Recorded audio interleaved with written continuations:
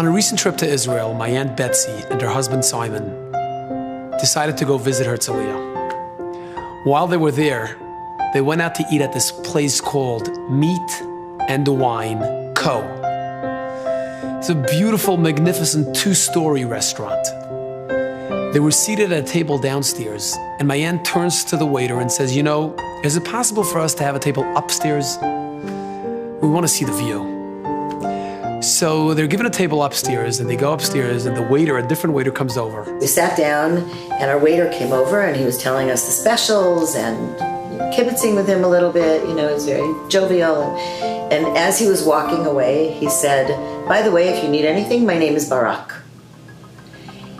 And I immediately got some kind of a feeling in me, and I turned to Simon and I said, "We have to know what his mother's name is." So my Uncle Simon calls him back and he says, "Hey, Barak, is your mom's name Orna?" And Barak says, "Yes." And he said it, and I didn't process it. It was like, you know, you see these stories that you just don't hear what he's saying, and you're like, what? And that was how I felt. And I said, "What did you say?" And he said, "Orna." At which point my aunt says to him, "Did you by any chance fight last summer in the war with Gaza, Operation Protective Edge?" And he says, "Yeah, how do you know?" My aunt says, "Well, I've got your name on my kitchen cabinet." During the war, you call a phone number and they give you the name of a soldier to pray for, a soldier who's fighting in the army. The name she get was Barak, son of Orna, and that's my name.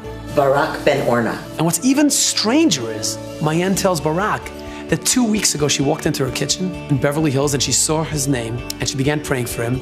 And while she was praying for him, she turns to God and says, "You know, I don't even know if he's alive.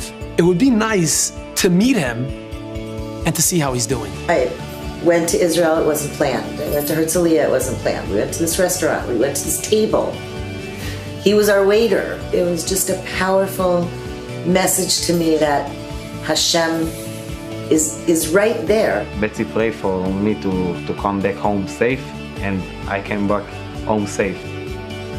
When you realize that someone prays for you to come back, it makes the heart very, very warm.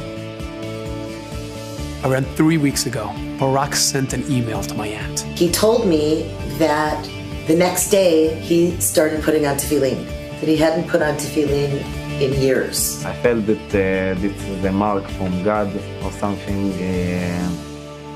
This was unbelievable.